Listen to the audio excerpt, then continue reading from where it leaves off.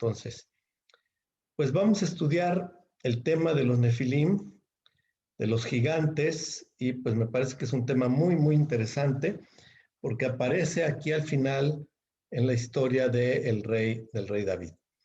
Así que veamos la historia de los gigantes. David y Goliat desde una perspectiva hebrea.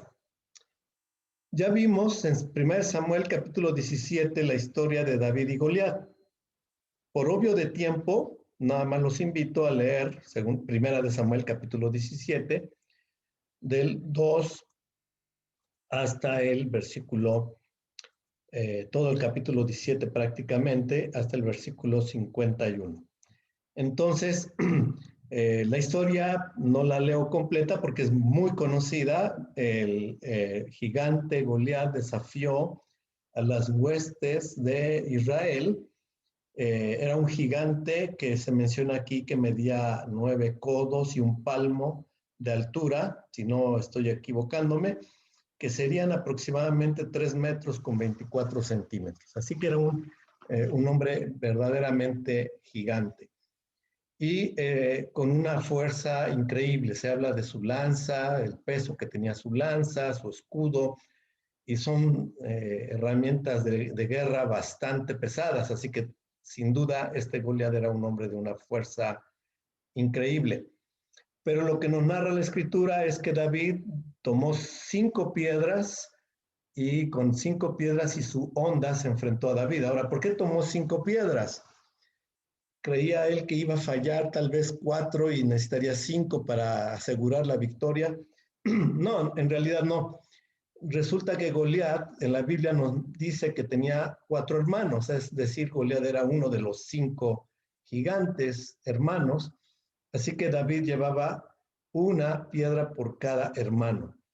Y nos narra la Biblia nada más la muerte de Goliat, no nos narra acerca de los otros hermanos, no sabemos si huyeron, como posiblemente sucedió, o también murieron en estas batallas, porque después la batalla pues concluyó con la derrota de los filisteos. Así que eso es lo que encontramos en la historia de David y Goliat. Sin embargo, los Nefilim hacen presencia contra el reino de David.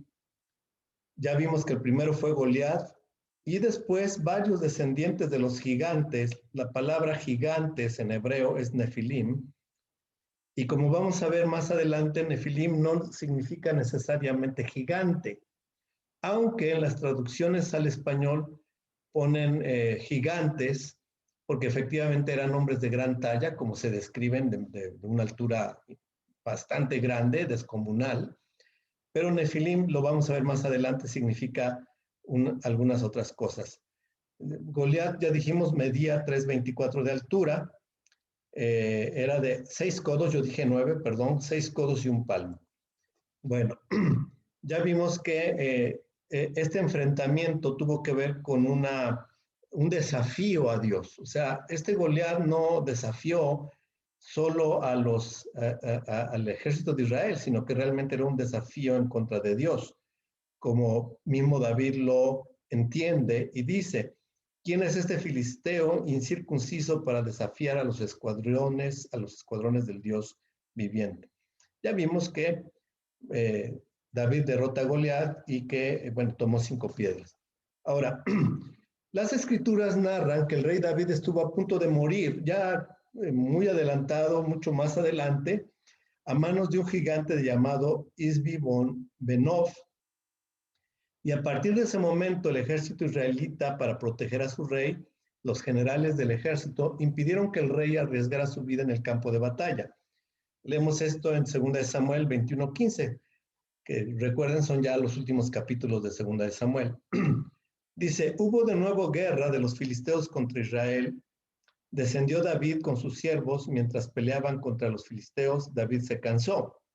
Entonces Isbi-Benob, que era de los descendientes de los Nefilim, ¿verdad? Y cuya lanza pesaba 300 ciclos de bronce, al igual que en el caso de Goliat, que Goliat también se narra el peso de sus armas, también de este otro Isbi-Benob se narra el peso de su lanza. Dice y estaba ceñido con una espada nueva, trató de matar a David. Pero Abisai, hijo de Sarbia, vino en su ayuda e hirió al filisteo y lo mató. Entonces los hombres de David le juraron diciendo, nunca más saldrás a la batalla con nosotros para que no apagues la lámpara de Israel. Es decir, aquí los hombres actuaron con prudencia. Miren, algo que es importante entender en las escrituras, Dios es bueno y nos protege, somos su pueblo, nos ama y nos guarda, pero también Dios quiere que usemos nuestra inteligencia, nuestra razón para ser hombres prudentes. Aquí los generales, los capitanes del ejército de Israel se dieron cuenta que David ya no era el joven de antes y lo protegen de los peligros que había en la guerra, porque estaban además enfrentando nuevamente a estos gigantes. Vean cómo siguen surgiendo. En el versículo 18 dice, sucedió después de esto que hubo otra vez guerra en Gob contra los filisteos. Entonces Sibecai, Jusita, mató a Saf, que era de los descendientes del gigante. O sea que aparece otro llamado Sibecai y que también era descendiente de esa raza de los Nefilim. De nuevo hubo guerra contra los filisteos. Otra vez habla de otra batalla en Gob, y el Ahanán, hijo de Jare Orejim de Belén, mató a Goliat Geteo. Este es otro Goliat, no es el mismo Goliat de 1 Samuel capítulo 17. Parece que entre los gigantes el nombre Goliat era algo muy usado, ¿no? Este Goliat Geteo era de la ciudad de Het. El asta de su lanza era como un rodillo de tejedor, y también nos da detalles de lo descomunal que eran sus armas de estos gigantes. Y luego en el verso 20 dice, y hubo guerra otra vez en Gat. Cuando dice Geteo es también Gat, traducido al español, donde había un hombre de gran estatura que tenía 6 dedos en cada mano y 6 dedos en cada pie, 24 en total, es decir, un gigante, un nefilín con 24 dedos. Él también descendía del gigante, del nefilim. Es interesante, bueno, en la tradición rabínica se menciona que estos hombres no solo tenían más dedos, sino que incluso llegaban a tener 2 filas de dientes y algunas cosas. Desde luego eso es un comentario rabínico, no lo leemos en la Biblia, pero eso mencionan varios comentarios rabínicos. Dice, cuando desafió a Israel, lo mató Jonatán, hijo de Simea, hermano de David. Estos 4 descendían del gigante en Gat, o sea, había un nefilim en Gat y de él descendían estos 4 que aquí son mencionados. Y cayeron por mano de David y por mano de sus siervos. Ahora, lo que queremos es hacer notar algunas cosas interesantes, por decirlo de alguna manera, sobre estos seres gigantes. Notar las referencias a seres humanos extraños, gigantes, con mutaciones, y lo que debemos entender, y la mayoría de ustedes ya lo ha estudiado en las raíces hebreas, es que realmente no eran humanos, sino eran seres híbridos debido a una mezcla de su ADN corrompido por manipulaciones demoníacas. Se ha llegado incluso a plantear que los demonios, sobre todo lo que leemos con frecuencia, por ejemplo, en el Nuevo Testamento, en las Escrituras, en el Nuevo Testamento principalmente, son precisamente los espíritus inmundos de estos seres híbridos, que al morir el ser híbrido, pues son almas que no van al Seol, sino quedan como espíritus inmundos, acostumbrados incluso a poseer cuerpos de animales. Ustedes recordarán la historia en Mateo 8, 28 al 33 y Marcos 5, 1 al 15, que es la misma historia, es una narración paralela. narra de que que Yeshua encontró a un hombre en la tierra de los Gadarenos, que es en la región norte, hacia el oriente del mar de Galilea, nororiente respecto del mar de Galilea, en donde la Biblia nos narra que había un hombre en los sepulcros que tenía espíritus y que todos le tenían mucho temor por la fuerza que tenía. Y cuando se encuentra cuando se encuentra Yeshua con él, ellos temen, desde luego, la presencia del Eterno y le piden que les permita, dice, somos una legión, somos muchos, y le piden estos espíritus inmundos, así se mencionan en estos textos de los evangelios, que les permita ir a los cerdos, y entonces el Señor Jesucristo, nuestro Salvador Yeshua, permite que los espíritus vayan y dejen liberado a aquel hombre que estaba atormentado por los espíritus inmundos, y los demonios poseen los cerdos y luego los cerdos son lanzados al mar. Bien, entre las aberraciones genéticas de los gigantes Nefilim no solo estaban los 6 dedos en manos y pies, sino rasgos animales en sus cuerpos. Vamos a ver.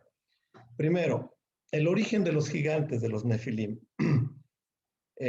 Dice en Génesis capítulo 6, verso 1 al 4. Este es como un repaso para muchos de ustedes, porque esto ya lo vimos cuando estudiamos el libro de Génesis.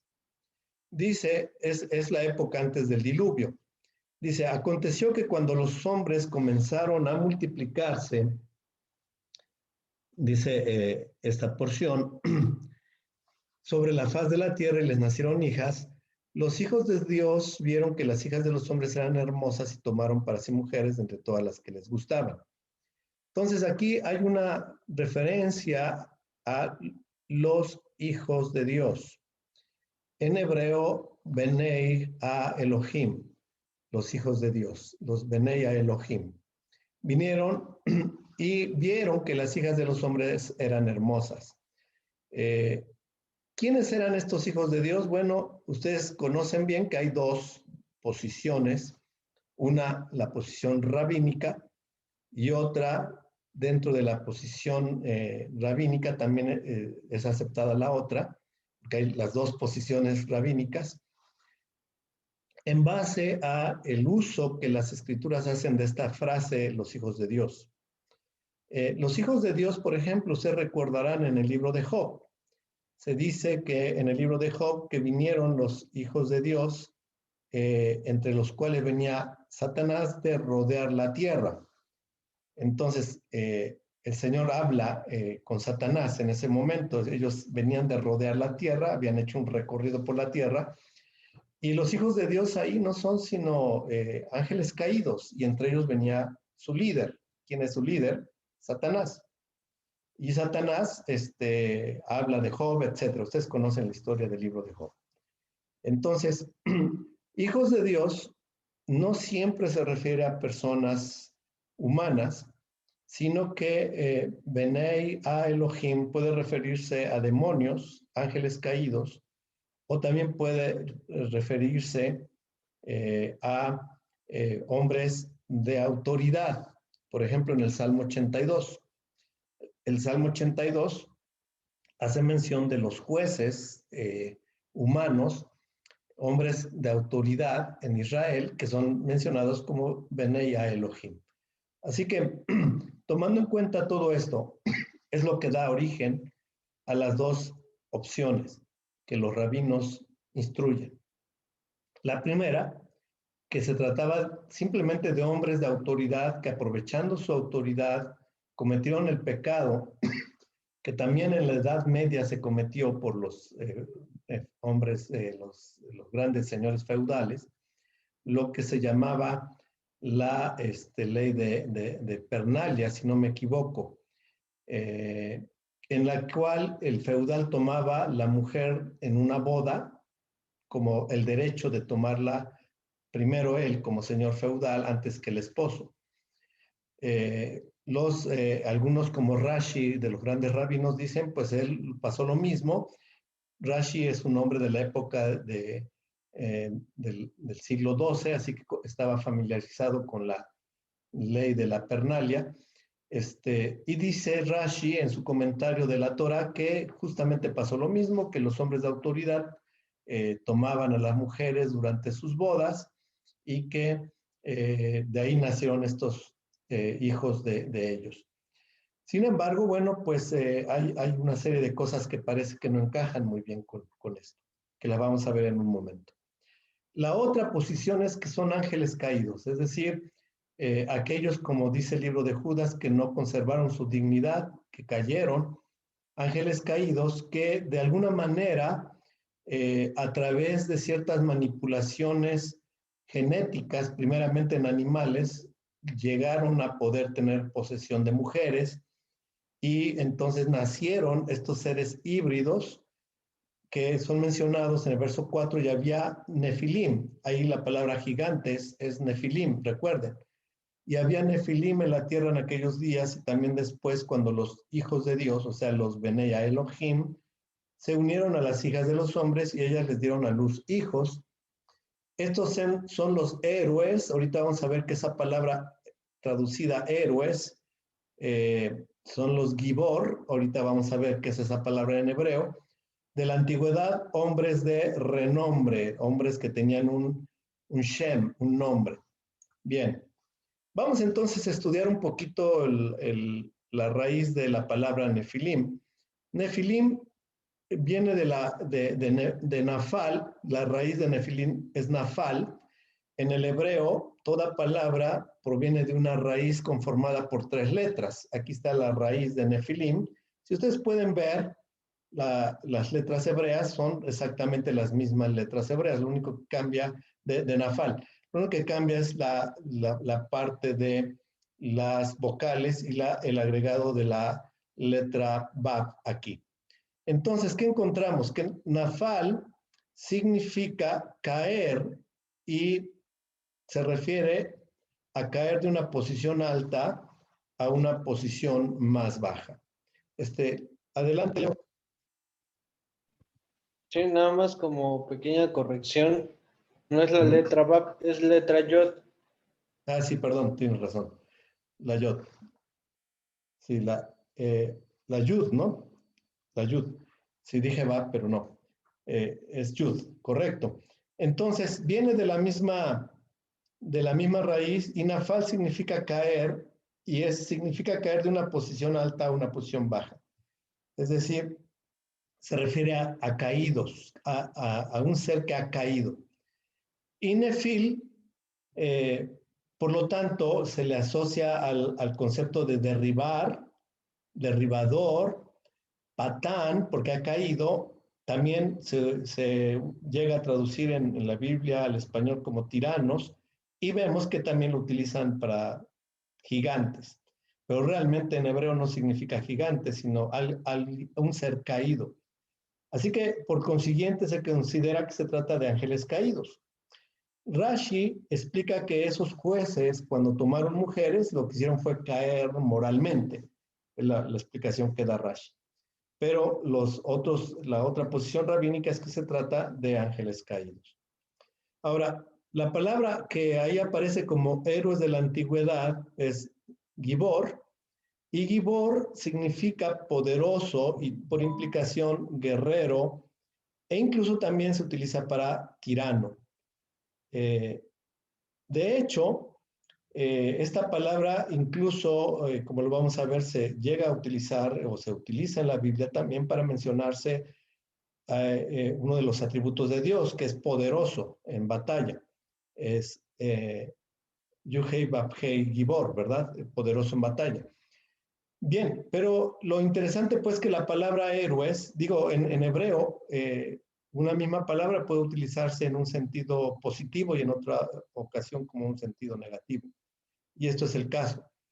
La palabra héroe aquí viene del hebreo giborim, héroes, giborim porque es plural de gibor, y es la primera vez, de hecho, que aparece esta palabra en las Escrituras, aquí en el capítulo 6 de Génesis. Nos habla de hombres fuertes, valientes y con poder. Es decir, estos gigantes eran hombres muy fuertes, eran extremadamente valientes, no tenían temor y eran muy poderosos, tenían una fuerza increíble.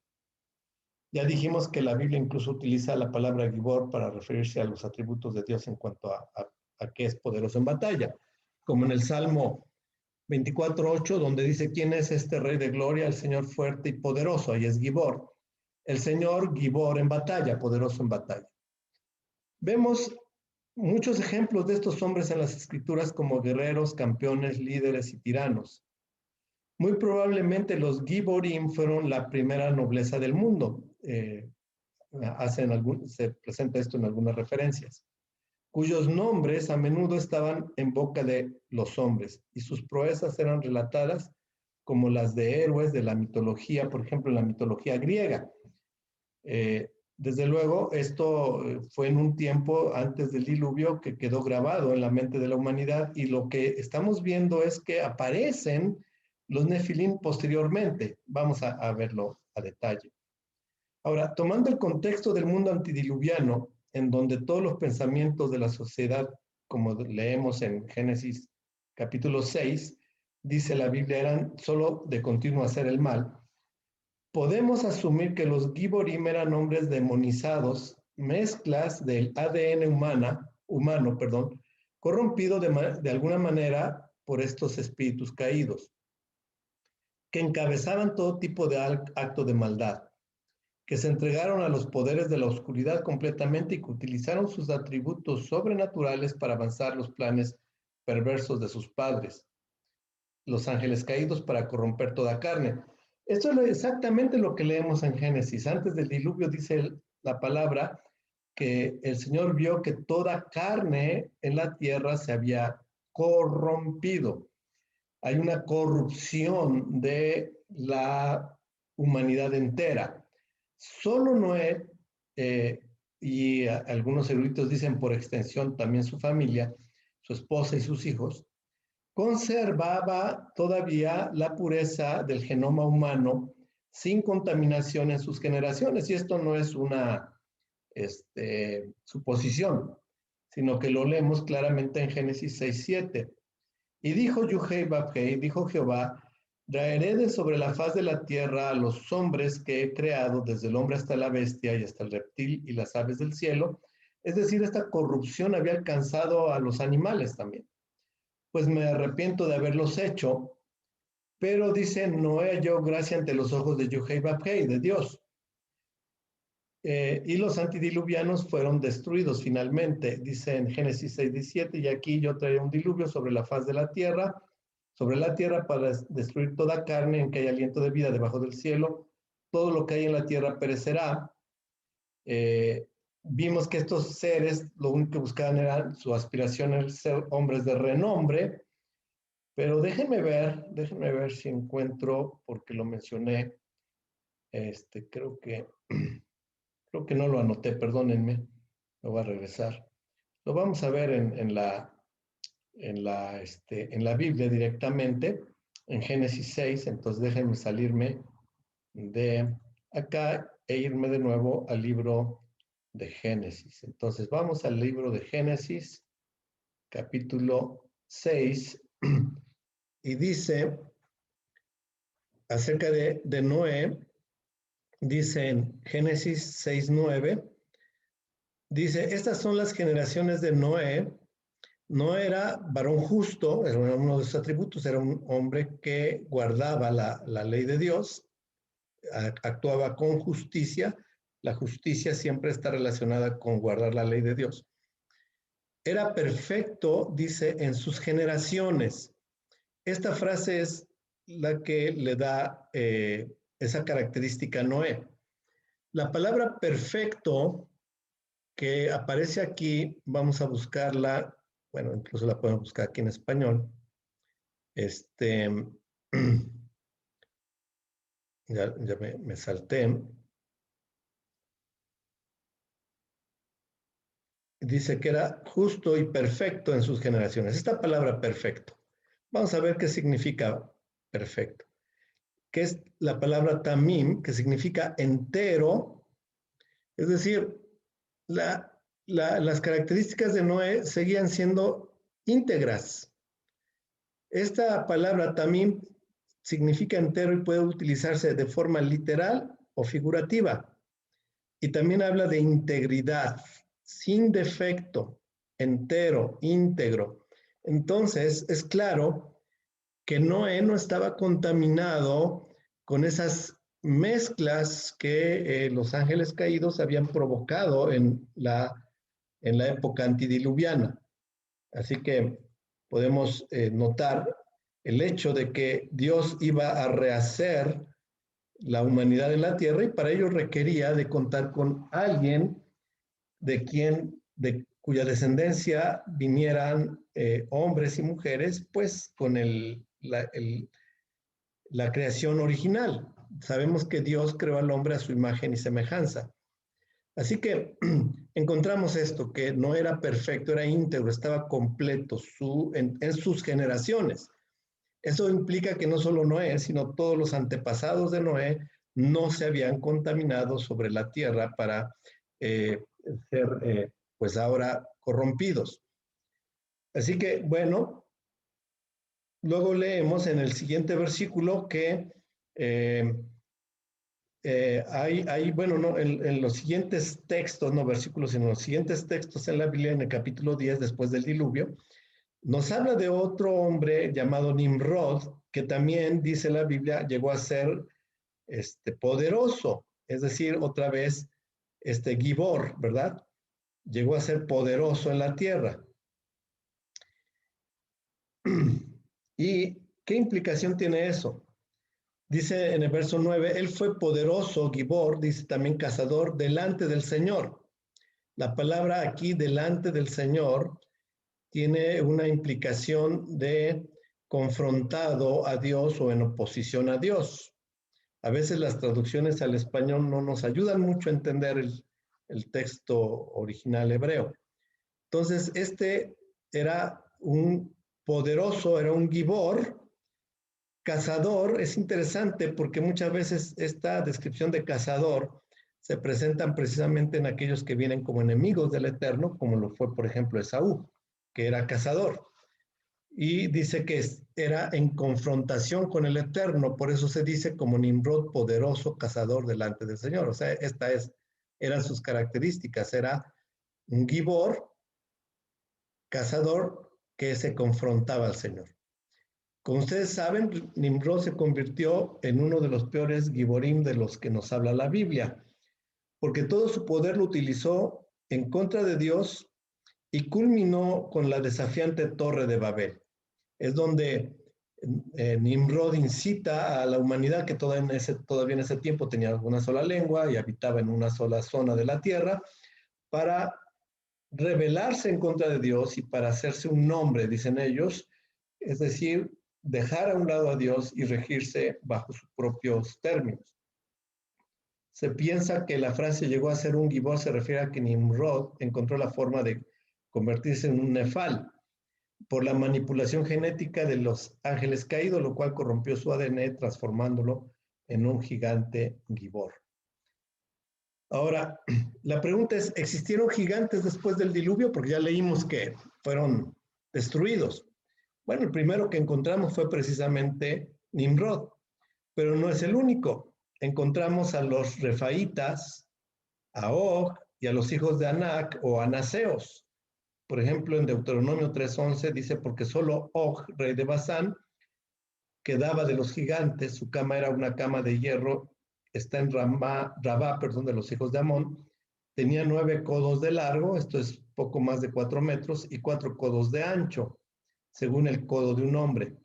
En Números 13:33 dice, vimos allí también los gigantes. Recuerden que Números 13 habla de el recorrido de la tierra prometida y dice los espías, vimos allí también a los gigantes, los hijos de Anac son parte de la raza de gigantes y a nosotros nos pareció que éramos como langostas y así parecíamos ante sus ojos. Aunque ciertamente parece una exageración decir que los espías de Israel parecían como langostas ante los gigantes, pero en realidad eran de una estatura descomunal. 6 metros de altura era algo probable entre ellos. Ya vimos que más adelante aparece el propio Goliat con poco más de 3 metros. Bien, en Josué 12:4 dice el territorio de Og, rey de Basán, uno de los que quedaban de los refaítas. Estos refaítas se refiere precisamente a esa raza de gigantes, además de los hijos de Anac. Entonces encontramos dos familias por ahí, refaítas y los anaseos. La corrupción de la humanidad mediante las mezclas, y que estas mezclas se dieron con poderes demoníacos, es para muchos eruditos una de las razones por la que las escrituras ponen gran énfasis en que los nefilim y sus descendientes debían ser destruidos. Es decir, ¿por qué el diluvio vino a destruir toda carne? Bueno, había violencia, ciertamente, era exagerada, había perversión sexual, sin duda, pero el problema era también una corrupción terrible y esta corrupción tenía una influencia demoníaca muy fuerte. Recuerden que dice la Biblia que cuando venga nuestro Señor Yeshua por segunda vez, será como en los días de Noé. Entonces vemos que esas alteraciones del ADN, esas alteraciones genéticas, es algo que se va a repetir al final de los tiempos. Dice entonces además que estaba prohibido que los israelitas se casaran con los habitantes de estas naciones cananeas corrompidas, posiblemente tanto por la corrupción física del ADN como espiritual, porque la idolatría de esa gente alejaría a Israel del Eterno y recordemos que de Israel vendría, y el plan de Dios era que de Israel vendría precisamente el Mesías. Así que incluso la ley de Dios en Levítico 20:16 establece como pena de muerte a cualquier mujer y también hombre, por extensión, que tuviera relaciones con animales. Esto, además de ser una abominación, podría contribuir a diseminar la semilla de la serpiente. Hay un pasaje que habla de las hazañas de Benaía en los tiempos de David, hijo de Joiada, uno de los 3 mejores hombres de guerra que tenía el rey David. Ya lo leímos que lo siguiente, vamos a leerlo de nuevo, 2 Samuel 23:20. Creo que no lo leímos, vamos a ver. Dice, después Benaía, hijo de Joiada, hijo de un varón esforzado, grande en proezas de Capsel, mató a 2 leones de Moab, y él mismo descendió y mató a un león en medio de un foso cuando estaba nevando. Esta es la traducción que encontramos, si no me equivoco, en la Biblia de las Américas. Ahora, en otras traducciones dice que mató a 2 hijos de Ariel. A ver, déjenme mostrárselos. Es 2 Samuel 23:20. Déjenme mostrárselos en el texto bíblico. Aquí, 2 de Samuel, en Reina Valera. 2 de Samuel, que era 20, ¿qué? 23:20, creo, ¿verdad? 23:20, sí. No. 20, a ver, permítanme un segundo, se me olvidó de pronto. Un segundo, lo checo. 23:20. Ok. Vamos de nuevo entonces al texto bíblico. 2 de Samuel 23:20.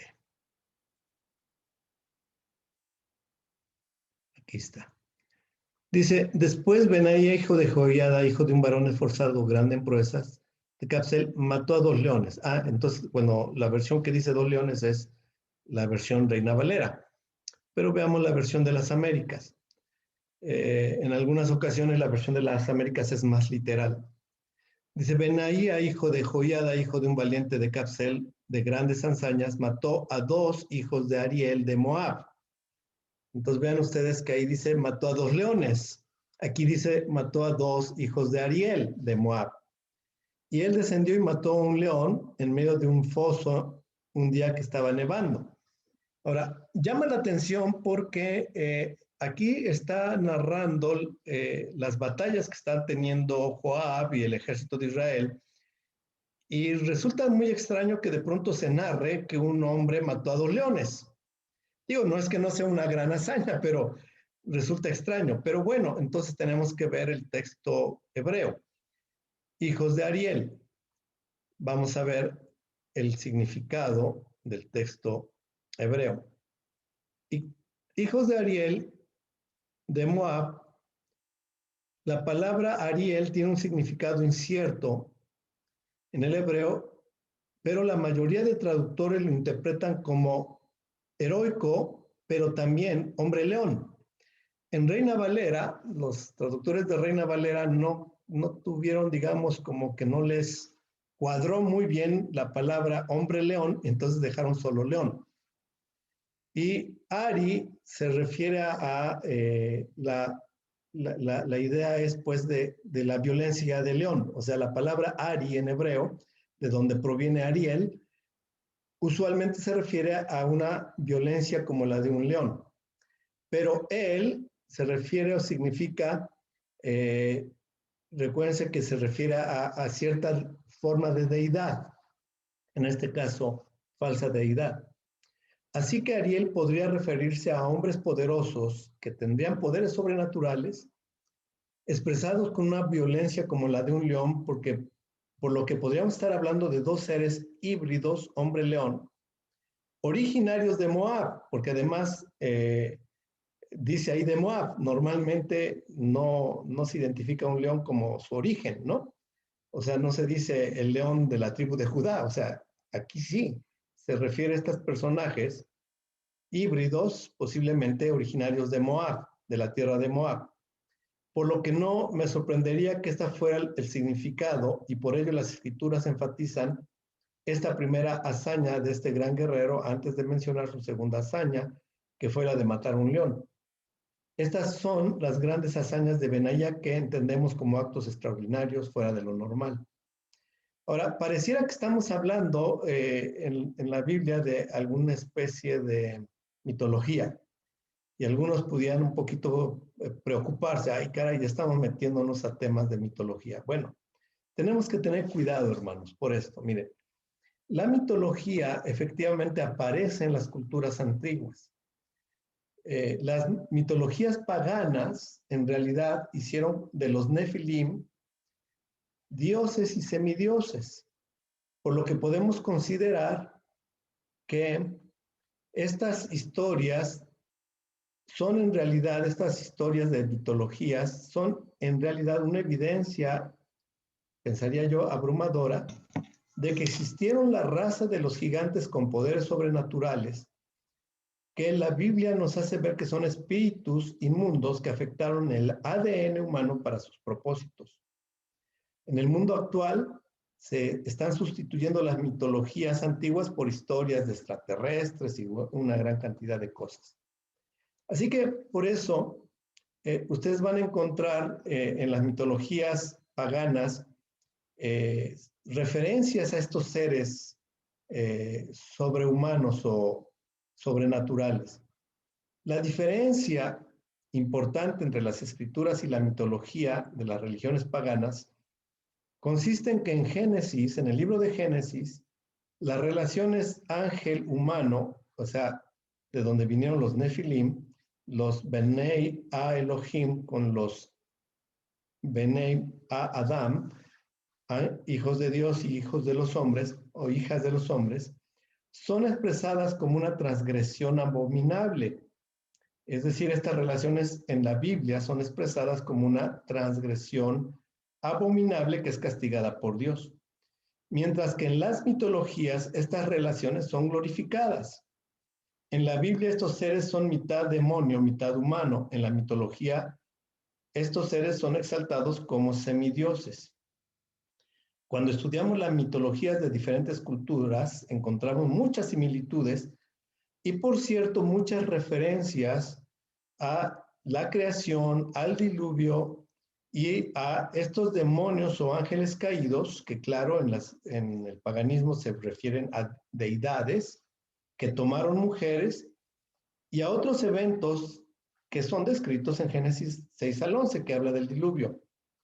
Esto lo podemos adjudicar a que todos los humanos, toda la raza humana, cuando estaban juntos y que persistieron en estar juntos después del diluvio, tenían el mismo conocimiento de que después del diluvio, después de la dispersión en la Torre de Babel, este conocimiento que tenían de los eventos del diluvio y de la historia de los Nefilim, de los ángeles caídos, por cierto, narrada con mucho detalle en un libro apócrifo que es el libro de Enoc, que aunque no es del canon bíblico, es reconocido como un libro que trae información antigua interesante, vamos a decirlo de esa manera. Es un libro antiguo, es un libro muy, muy antiguo, tan antiguo como los textos bíblicos. Así que este conocimiento en esas culturas se corrompió y se convirtió en diferentes religiones politeístas del mundo. Y sabemos por las escrituras que todas las abominaciones se originaron precisamente en Babilonia, en Babel. Así que tenemos a los mismos ángeles caídos o Nefilim con diferentes nombres, y cada cultura creó una leyenda acerca de ellos, lamentablemente convirtiéndolos en sus ídolos o deidades. Ahora veremos esas similitudes de lo que se narra en Génesis con las mitologías de diferentes culturas. Esto se los voy a dejar a que ustedes ya lo lean con calma, pero tenemos en la mitología griega, por ejemplo, en un texto de la teogonía de Hesíodo, que una deidad, Urano, se acostó con su madre, Gaía, y le nacieron titanes que en parte tenían un origen, entre comillas, divino, y en parte un origen terrestre. Y estos monstruos, que son de nacimiento mixto, se rebelaron contra Urano, y luego Zeus los derrotó y los arrojó a Tártaro, que es la parte más profunda del infierno, de la mitología romana. Entre los incas leemos a la leyenda de Viracocha, que creó un mundo sin luz. ¿Se acuerdan que en la Biblia dice que no había luz? Y dio vida a gigantes que no lo respetaron ni lo obedecieron, y como castigo Viracocha envió un diluvio que sumergió la tierra transformándola completamente.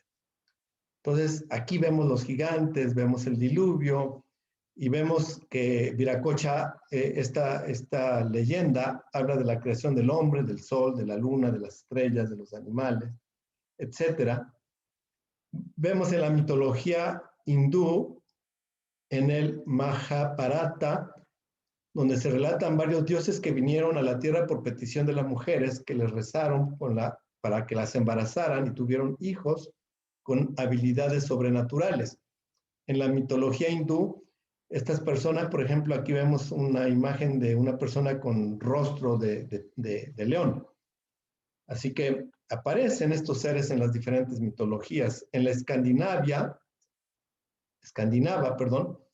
el primer ser viviente formado en el caos primitivo fue un gigante de monumental tamaño llamado Ymir. Cuando Ymir dormía, comenzó a sudar y así concibió la raza de los gigantes. Otra vez aparecen, vez tras vez, narraciones de diluvios, narraciones de gigantes, y todas estas son mitologías. Aquí habla de Thor con su martillo y su cinturón mágico. Recuerden que Thor era un gigante con poderes enormes, etc. Ya lo leerán con calma en el texto que les voy a compartir. En la mitología azteca también aparece la leyenda de los soles. Se explica que había 5 creaciones y en el mundo antes que el nuestro o cuarto sol estaba habitado por gigantes.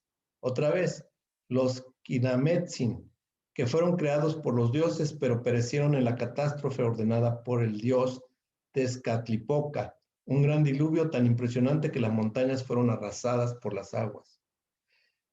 En estas leyendas de gigantes incluso existen compilaciones realizadas por los códices de los frailes de los españoles que llegaron al Nuevo Mundo. Por ejemplo, el de San Juan de Zumárraga, el de Bernardino de Sahagún y otros. Y en el códice que se conoce como Códice Vaticano de Fray Bernardino de Sahagún, se atribuye la construcción de las pirámides de Teotihuacán y Cholula a los gigantes. Incluso en ese códice se muestra un dibujo donde un grupo de toltecas arrastra el cuerpo de un gigante muerto que abandonó al dios Tezcatlipoca en Tula, de acuerdo con esa narración, mientras las personas lo jalaban, la tierra se abrió y cayeron a un precipicio. Y como es, existen otras. También entre los olmecas, las cabezas monumentales que todos los historiadores dicen de dónde salieron esos rasgos, que son muy diferentes a los rasgos de los pueblos indígenas prehispánicos.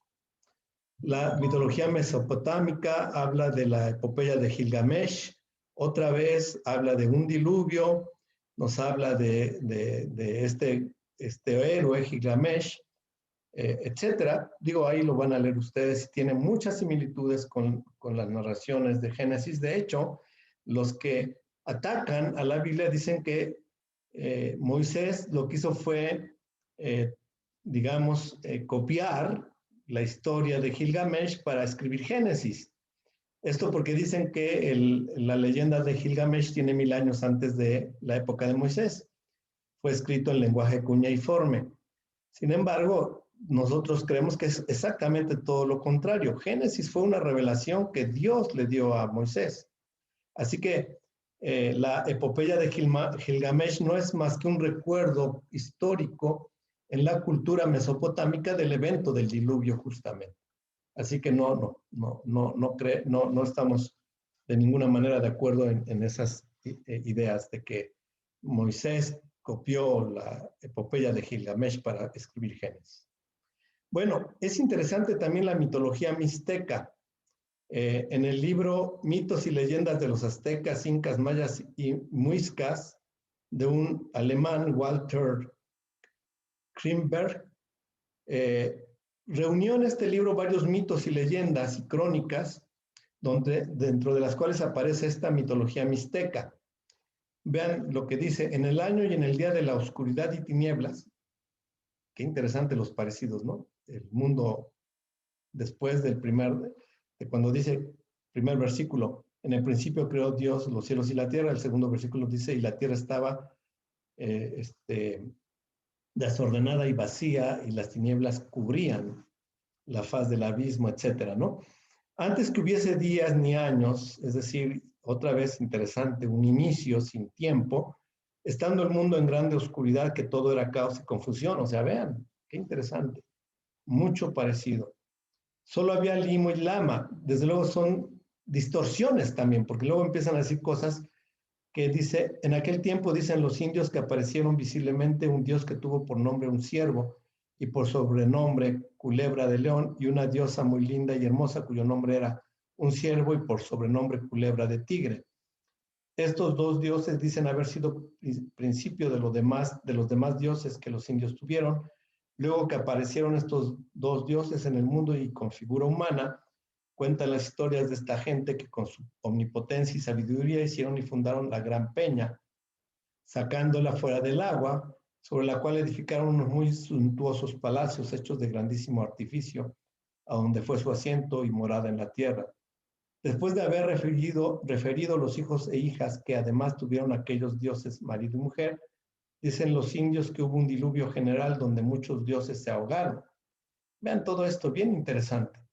Realmente lo que podemos ver es que en la mente humana, en las diferentes culturas que se esparcieron después de la Torre de Babel por todo el mundo, en la mente histórica de las culturas quedó grabado los eventos del diluvio, de la creación, pero también vemos ahí la narración de gigantes, de dioses o deidades, dioses entre comillas, deidades, ídolos que tuvieron hombres gigantes, descendientes gigantes, mitologías de gigantes, etc.